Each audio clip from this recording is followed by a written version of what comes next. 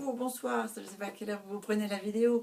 Aujourd'hui une édition sans conseil, quoique, allez, juste 4 points et un petit bonus de mon parcours quasi classique du pourquoi tu es végé. Tout d'abord, un peu de vocabulaire. Qu'est-ce que c'est qu'un végétarien? Alors, c'est celui qui refuse toute consommation de chair animale, c'est-à-dire pas de viande, pas de poisson, pas d'autres petits animaux de la mer, donc coquillages, crustacés, pour des raisons soit sanitaires, soit écologiques, soit éthiques, voire les trois en même temps. Alors, une précision, la volaille, c'est de la viande.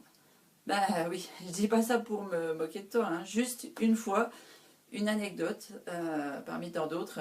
J'ai eu le malheur, je peux dire ça comme ça, de suivre mes enfants au McDo. Ben oui, ça arrive, hein, même aux meilleurs d'entre nous. Et quand j'ai demandé qu'est-ce que vous avez pour les végétariens, eh bien la gentille demoiselle m'a répondu peut-être la salade César. D'accord, alors qu'est-ce qu'il y a dans la salade César? Eh bien du poulet, de l'œuf, etc. Je suis sur une autre planète probablement. Je sais que j'ai des aspects un petit peu sorcières, mais juste sur les bords, hein, je vous rassure. Juste pour faire honneur à mon nom, ça l'aime. Enfin bref, le poulet, les volailles en général, ben, ça pousse pas dans les arbres, à ce que je sache. Ah, j'ai fait une gaffe, je vous apprends une nouvelle? Non, allez. Bon, allez, je reprends mon parcours de végie. Il a débuté, si je remonte, probablement en première. J'étais invitée chez une copine un samedi et je suis tombée. Alors oui, je suis tombée bien bas parce que ça m'a fait très mal. Sur le jour où ils tuaient leurs cochons. Et mon Dieu, quelle misère. Il a fallu que j'assiste à tout, le découpage, le partage, les objectifs culinaires pour chaque partie du corps. Oh, je suis ressortie de là écœurée, dégoûtée, me jurant que je ne mangerai plus jamais de charcuterie, de saucisses, de cochonailles. Mon Dieu, pauvre pitchounette.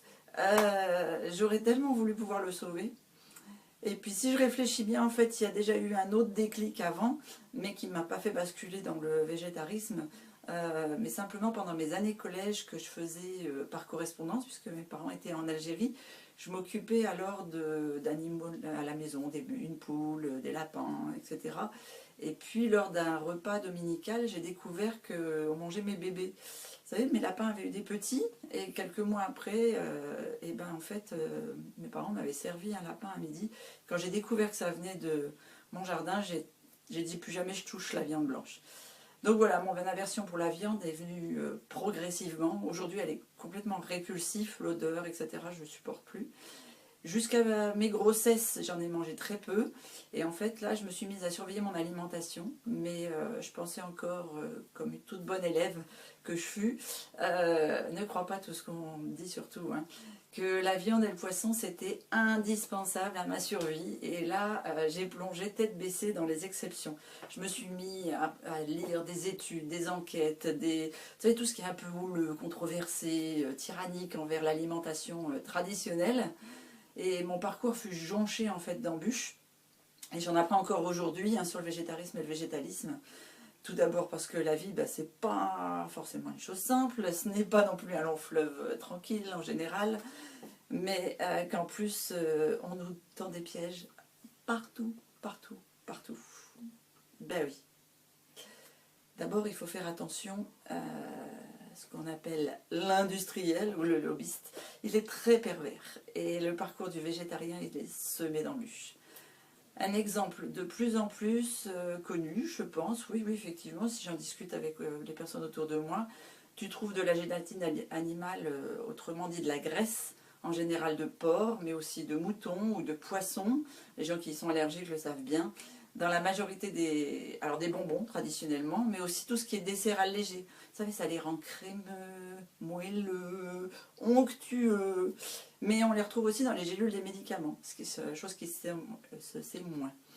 Le deuxième ingrédient plus subtil que tu trouves aussi, c'est de la cochenille. Alors, c'est une gentille petite bête qui ressemble vaguement à une chenille croisée avec un cloporte.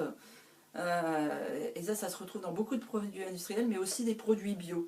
Et oui, le bio ne sauve pas forcément.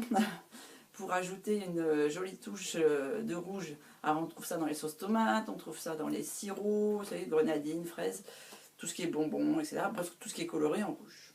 Un troisième, encore moins connu, c'est la fabrication de la majorité des fromages. Vous savez qu'elle est faite à base de présure. Et la présure, c'est un coagulant qu'on trouve naturellement dans quoi? Dans le 4e estomac du veau. Et puis bien sûr, pour pouvoir récupérer cette présure, il faut éventrer gentiment le petit veau pour lui prélever. Et ça, c'est quelque chose de... Franchement, pourquoi tant de cruauté pour un morceau de fromage? Alors je sais que c'est appétissant et souvent on s'en passe pas, mais allez, faites un effort, il y a d'autres solutions. Et puis, donc voilà pour la route. Ah si, un autre point, tu achètes peut-être parfois des soupes de légumes, tu sais, vite fait comme ça, parce que tu n'as pas le temps, tu rentres à la maison, tu te dis qu'en parfait végétarien, tu vas manger une soupe de légumes toute faite. Eh ben non, danger, attention, mais oui, parce que même quand c'est écrit soupe de légumes, tu trouves du bouillon de poule, du bouillon de veau, ou encore de la graisse de canard. C'est pour donner du goût, parce que, bah, faut l'avouer quand même, hein, les légumes, ça n'a pas de goût. C'est un peu comme si on bouffait du papier ou du carton. T'imagines bien, de toute façon, tu le sais, tu as déjà goûté les légumes, tu sais ce que c'est. Alors, bon, rien ne vaut une bonne soupe de légumes maison finalement. Bon, allez, là je donne une petite liste non exhaustive d'exemples de ce qu'on appelle les viandes cachées. Il y en a qui disent des sucres cachés. Mais autant dire que lorsque tu passes végétarien et que tu commences à déchiffrer la liste des ingrédients, bah, tu dois toujours être sur le qui-vive. Et pourtant, le végétarisme ne m'a pas suffi. Qu'est-ce que j'ai fait? Je suis passée au stade supérieur. Alors, c'est quoi le stade supérieur? Là, ça a été un deuxième déclic de ma vie. Donc, alors, je vais reprendre un petit peu le côté obscur, pas obscur, non, sérieux de ma présentation. Il existe des variantes du végétarisme, hein. Il y a les gens que l'on appelle les polos-végétariens, c'est-à-dire qui sont semi-végétariens, qui mangent de la volaille, les pesco-végétariens, ceux qui mangent du poisson, et les lacto-végétariens, ceux qui consomment des produits laitiers mais pas d'œufs. Et si on va encore un peu plus pousser, on a les ovo-végétariens, c'est-à-dire les végétariens qui consomment des œufs mais pas de produits laitiers. Alors j'ai longtemps fait partie de cette catégorie-là. Et la révélation, et là j'attaque mon deuxième point de ma vie de végane aujourd'hui, eh bien je suis passée végétalienne. Alors, en fait, tout devenait trop facile en tant qu'ovo-végétarien sans gluten. Je me suis donc attaquée, je pense que c'est le bon terme, attaquée. Bah oui, il y a encore beaucoup de préjugés sur le milieu médical. Et donc je dis ça, moi, mais... Non, c'était mon autre moi en fait, quand je me transforme pour sortir de ma cuisine. Enfin bref, je suis passée du côté totalement obscur du végétarien, c'est-à-dire que je suis devenue végétalienne. Aïe aïe aïe, c'est quoi ce gros mot? Eh ben en fait, les enfants m'ont dit, tu trouvais pas ça suffisamment difficile notre vie de végétarien? Bah oui, comme je vais dire toute sorcière qui se respecte, j'aime bien les essais, les potions magiques. Alors je voulais plus de tours dans mon gros chaudron et j'ai été confrontée dans mon métier en fait à des questions de vegan à qui des on, vous savez le on, con, disait tu vas être malade, tu vas être carencé, tu vas mourir et moi je préfère ma pizza et ma cigarette. Donc bref, pour corser le truc, je me suis dit bah moi même pas peur quoi, hein, je suis une aventurière, je mangerai bien comme les gens qui viennent me voir, donc je ne mange plus rien de ce qui provient des animaux. En somme, le végétalien est un végétarien et en plus il ne consomme ni produits laitiers, ni œufs, ni miel. Tu me diras, ben pourquoi tant de haine? Eh bien parce que pour obtenir des sous-produits, on fait souffrir, voire on tue des animaux. Eh oui, mais comment ça? Alors, comment ça? Eh bien, là, je vais dire âme sensible s'abstenir. Hein. Bouchez-vous les oreilles, bouchez les oreilles des plus petits. Tu leur expliqueras avec des mots plus doux un peu plus tard. Donc d'abord, première chose, pour produire du lait. La vache, elle est inséminée une fois tous les 10 mois. 3 mois après avoir vélé, eh bien, donc peu après la naissance de son petit, qu'on lui retire, bien sûr, pour pouvoir la traire au maximum. Afin que nous, les gentils humains, on puisse se régaler de son beau lait. Miam, super. Et ben pendant ce temps-là, le petit veau qui a été retiré de sa maman alors qu'il vient de naître, il est nourri avec quoi? Avec du lait en poudre. Super. Non mais je te jure, hein, où est la logique là-dedans? Dans la majorité des cas, il est enfermé dans un box pour pas bouger, Parce que s'il bouge trop, il ne va pas engraisser comme il faut. Et ça, jusqu'à l'abattoir, au bout de quelques semaines. Sauf que il ne naît pas que des petits veaux, il naît aussi des petites femelles. Et là, les chanceuses, elles restent vivantes. On les retire aussi, on les nourrit, mais elles vont devenir à leur tour de gentilles vaches légères, comme maman. Quel pied, je sais, je vais pas... C'est pas terrible parce que ces pauvres vaches, elles vont se faire violer toute leur vie pour pouvoir donner du lait, et etc. C'est reparti pour le cycle.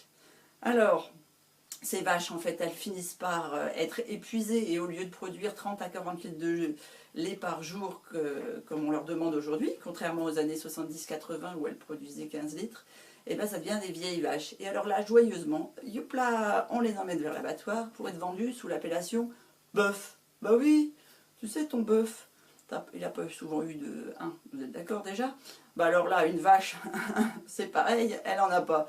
Donc on la vend pour faire des steaks. Et pour les œufs, eh ben, c'est pas beaucoup plus jouissif. Hein. La production d'œufs, elle nécessite ce qu'on appelle le sexage. C'est-à-dire qu'à la naissance, les poussins femelles et mâles sont triés. Les femelles vont devenir des poules pondeuses, super, et les mâles, des déchets. Bah oui, parce que la race des poulets pondeurs, ça n'existe pas, et des poules pondeuses, c'est pas des poulets, donc il n'y a pas suffisamment de chair pour les standards de la consommation, donc ça coûte trop cher de les élever par rapport à ce qu'ils rapportent. Du coup, le mieux, c'est de les passer en broyeuse, voire de les asphyxier, et ainsi peuvent devenir des compléments alimentaires en poudre pour les animaux. Non, bah si. Quelqu'un se souvient de cette histoire de la vache folle? Bon allez, je t'évite une vidéo ultra pénible, mais à la place, je vais peut-être te mettre une petite photo. C'est super trop bien le toboggan délire du tri des femelles et des mâles dans les petits poussins. Non mais vraiment, on les jette quoi. C'est terrible. Alors, bien sûr, comme la vache qui a bien servi, la poule qui ne pond plus suffisamment va être vendue comme, tu sais quoi? Comme un poulet. Eh ben oui, je te le donne en mille. Tu sais, pour les plats préparés ou en escalope. Ah ben oui, non, ça on n'est pas à ça près, hein, je suis d'accord. Bon, allez, je ne vais pas te faire un dessin d'une chèvre, d'une brebis, mais c'est le même problème, c'est le même chibimblique. On est tous sur la même longueur d'onde. Alors, pourquoi tu ne peux pas manger de miel maintenant, on me demande. Pour le miel, on n'exploite pas les abeilles, soi-disant, on ne les tue pas. Mais pour le miel, en fait, c'est le dilemme, je dirais, est un peu plus subtil. Puisqu'il s'agit de refuser de s'approprier le fruit du travail des abeilles, qui est leur source de nourriture et que certaines abeilles vont défendre en y laissant leur peau. Ou leur dard, après ça, c'est question de précision. Certaines diront que elles n'ont qu'à pas nous piquer, c'est ça le bestiole. Mais c'est juste une question de point de vue. Après, moi je suis passée maintenant au sirop d'érable et au sirop d'agave. Chacun son truc. Quatrième point, il y a quelques années, non, il y a une année maintenant, j'ai plongé dans le véganisme. Donc je suis passée du végétalien au végétarisme. En général, le végétalien ne se contente pas d'être sensible à la cause animale dans ce qu'il mange, mais ça devient dans l'ensemble de sa consommation et de ses actions. Aussi, le végétalien devient souvent vegan.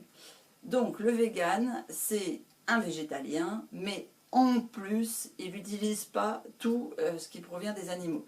C'est-à-dire pas de fourrure, bien sûr, pas de cuir, pas de laine, pas de soie, pas de poils en général, quoique à la maison j'ai toujours ceux de mes chats, hein, que je brosse tous les jours, puis j'en ai 6 alors vous voyez, puis j'ai mes cheveux, puis j'ai les miens de poils a priori, je pourrais toujours les exploiter, ça n'exploitera pas la cause animale. Mais trêve de plaisanterie, je fais aussi très attention de ne pas utiliser de produits testés sur les animaux, cosmétiques, médicaments, produits ménagers, enfin il y en a partout en fait, hein, et puis même les fausses fourrures sont en fait faites avec des vraies fourrures parce que sinon ça coûte trop cher. Donc je refuse dans l'ensemble toute exploitation animale. Ça va aussi jusqu'au cirque animalier, jusqu'aux zoos, jusqu'aux chiens de travail, etc. Le vegan en fait a un profond respect pour l'animal, comme il l'a pour les hommes en tant qu'êtres vivants et sensibles. Les animaux sont nos égaux et non nos esclaves. D'ailleurs, il y a 6 chats à la maison, c'est eux qui nous ont choisis. Hein. Et puis plus les années passent, plus il y en a qui s'installent. Donc là, j'ai vraiment aucun droit de les dominer. Je dirais même d'une quelconque manière, c'est plutôt eux qui nous dominent en envahissant le lit, etc. Bon, allez. sûrement que là je t'ai appris pas mal de choses si tu ne savais pas ce que c'était que les 3 parties du végétarisme. Mais on est sorcier ou on ne l'est pas, alors quand je fais un truc, moi c'est toujours à fond. Je sais, beaucoup me l'ont déjà fait en tant que nutritionniste, ça le fait pas, mais c'est vrai que vu de la fenêtre d'un homo sapiens télé Erectus, le vegan a plutôt l'air d'un extraterrestre, vivant peut-être tout nu dans la montagne, aller à la manière d'un ermite. Alors quand on me croise en bas de l'immeuble, ça fait bizarre. Mais promis, je me promène jamais toute nue. La maison n'est pas encore totalement véganisée. En fait, j'y viens progressivement parce que je me refuse de jeter les vieilles fringues ou les chaussures, ou bref, ce qui à l'époque ne m'interpellait pas et qui est encore utile, je ne le jette pas. Tout simplement, ça devient du progressif. Allez, simple info pour toi, pour que pas que tu tombes amoureux sans le savoir. Comment est-ce qu'on reconnaît un vegan? Eh bien voilà, le vegan se mélange à la population. Il te ressemble. Ouais. Et sa perfidie n'a pas... allez, si c'est pareil que son radicalisme en fait. Antispéciste, tu gardes ton sang froid. Si tu sympathises avec lui, tu vas voir, tu vas tomber dans le piège, parce que si tu lui tends une perche, tu vas l'entendre te prôner avec ferveur l'empathie, le respect de tous les êtres vivants et sensibles. Ça te fait froid dans le dos à te dire qu'ils sont parmi nous. Mais en fait, tu vas en connaître un peu plus pour attirer le mécréant de la secte véganisme. T'as juste à regarder le film documentaire terrien. En version française, en fait, c'est Earthling, je ne sais plus comment on dit en anglais. C'est une excellente entrée dans la matière. Je te mettrai le lien en dessous. Mais après, la question suivante, c'est comment tu fais maintenant dans la famille et ton mode de vie? Ça doit être dur de soutenir ça avec les enfants. Et comment est-ce que tu fais? Pardon, ma caméra, est-ce que c'est la figure? Et ben, je t'avais promis 4 points, je t'offre le 5e. Parce que j'ai pas encore parlé de celui qu'on côtoie au quotidien. C'est ce qu'on appelle le flexitarien. Alors, ça, il y en a partout en fait, parce qu'après t'avoir expliqué les différents modes de consommation, je vais te parler de celui que je rencontre tous les jours, mais aussi celui de mon mari jusqu'à il y a peu de temps. En fait, c'est un retour de compétition qui lui a fait faire le déclic du végétalisme d'un de mes fils. Donc son nom un peu barbare, c'est le flexitarisme. Donc au sens large, un flexitarien, c'est une personne qui va réduire drastiquement sa consommation de produits provenant des animaux en ayant un mode d'alimentation pesco-végétarien. Le végétarien, voire végétalien à la maison, mais qui sera plus flexible lors des repas extérieurs. Alors, au niveau de la famille, ça se traduit par un boycott total de l'achat de produits animaliers, et en fait un ici, vraiment, en fait, oui, il n'y a aucun produit animalier à la maison. Donc, étant donné que c'est moi qui fais les courses et la cuisine, toute la famille suit le même régime. Après, à l'extérieur, chacun est libre de sa bouche, de son corps, et ils sont libres de manger ce qui leur fait plaisir. Donc, ils connaissent tous mes convictions, ils les respectent, et je respecte leur liberté de ne pas se sentir prêts à faire la même chose ou les mêmes choix que moi, tout simplement. De cette manière, on parvient à un équilibre au quotidien. Je dirais même que ça permet de faire germer dans l'esprit de certains des idées. Pour vous donner des exemples, ma grande est végétalienne à la maison, sauf que quand elle croise des sushis, elle craque. Mon premier fils est flexitarien, il mange à la cantine et quand la viande lui dit, il en mange. Mon dernier est végétalien à la maison, flexitarien à l'extérieur, c'est-à-dire que quand il est invité, il ne sait pas dire non, tout simplement. Donc, j'en suis arrivée à la conclusion que malgré mes convictions, je suis ravie et en pleine forme avec mon alimentation de végétalienne, que tout est une question de point de vue et je respecte totalement les végés stricts, tous les autres, car c'est leur choix, et je suis pour le libre arbitre. Tant qu'on sait ce qu'on fait au monde en général et aux animaux, après tout le reste se respecte. Dans le même temps, quand j'invite du monde à la maison, je cuisine des plats végétaliens. Hein. Il est hors de question pour moi de faire un plat pour mes convives et puis de faire une autre assiette pour moi. Ce serait pour moi un non-sens. Je suis toujours très fière d'abord d'organiser des repas, que ce soit des repas de réveillon, de dîner, d'anniversaire, ou peu importe, d'organiser ma semaine de repas végétaliens avec de très bons desserts et un très bon équilibre en fait. D'abord, ça me permet de me surpasser en cuisine, de faire des potions magiques originales dans mon beau chaudron. D'ailleurs, vous avez les recettes quand je les mets en ligne. Alors, l'annonce aux proches, c'est-à-dire à la famille, les parents, etc., a été un petit peu mitigée. Mais à force, ben, ils s'habituent, ils savent que de toute façon, je suis un petit peu... Voilà. Donc, même si de temps en temps, j'ai un petit clin d'œil en disant « Faut que j'amène mon steak quand je viens chez toi », eh bien, ça passe très bien. Et même des personnes m'ont expliqué que finalement, ils ne se rendent même pas compte qu'il n'y a pas de viande dans ce que l'on mange parce que c'est bon. Donc, voilà. Donc, même je pense qu'il faut être moins radicaliste et pas extrême avec les gens. Il faut avoir conscience de ce que l'on fait et bien sûr être serein avec soi-même. Donc voilà, je ne réponds pas aux gens qui me demandent si je ne suis pas... si je me sens assez responsable de torturer les poireaux ou les carottes. Voilà, c'est chacun fait comme bon lui semble. Mais moi je sais que à force de vivre avec, à force d'en parler, et puis de faire des recettes et des petits plats, eh bien ça fait germer des petites idées, ça fait germer des petites pensées. Et puis ben, un jardin bien rempli n'est fait que de petites graines qui germent. Donc voilà. En tout cas, le végétarien, le végétalien, le véganisme, j'ai testé pour toi. Et si tu veux végétaliser ton alimentation et que c'est un casse-tête, sois aux aguets. Tu vas bientôt pouvoir t'inscrire sur une conférence que je vais donner.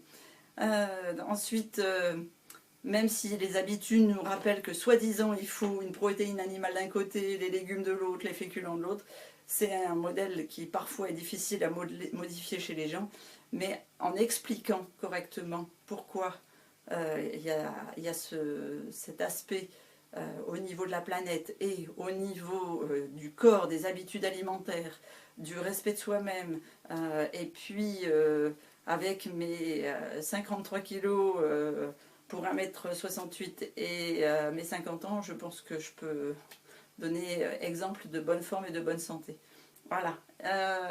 Après, c'est vrai que je suis cuisinière, je suis toujours à la recherche d'aliments qui fassent penser aux plats traditionnels. Et puis, je suis très gourmande, donc si on suit les petites recettes, eh bien, on va pouvoir régaler sa famille sans faire de scandale autour du végétalisme ni du végétarisme. Voilà, c'est pas une démarche ridicule, c'est simplement que quand tu deviens végétarien, eh bien, tu ne dois pas forcément être dégoûté de la viande, etc. C'est juste que tu as envie de partager des choses saines et avoir l'impression de bien manger, de te régaler à table. Voilà, après, pour parler de moi encore un petit peu, il faut savoir que je suis un petit peu flemmarde, donc je sais apprécier le temps passé en cuisine, mais j'aime aussi passer du temps en famille, donc j'aime beaucoup les aliments qui me simplifient la vie. Donc du coup, dans les vidéos recettes, je fais des recettes simples, rapides, accessibles à tous. Vous verrez que des fois j'emploie des aliments simili carnés, et puis parfois non. Des recettes sucrées, mais toujours entièrement végétales. Et puis sans gluten aussi, puisque c'est la cuisine de la maison. Donc vous allez avoir un épisode spécial mois de décembre avec des recettes gourmandes et de santé que vous pourrez tout utiliser pour les réveillons.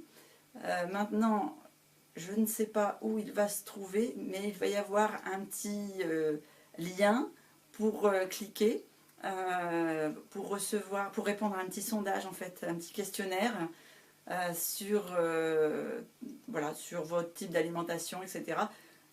Faites-moi plaisir, répondez au questionnaire et puis on se retrouve dans des prochaines vidéos sur un prochain sujet mercredi prochain.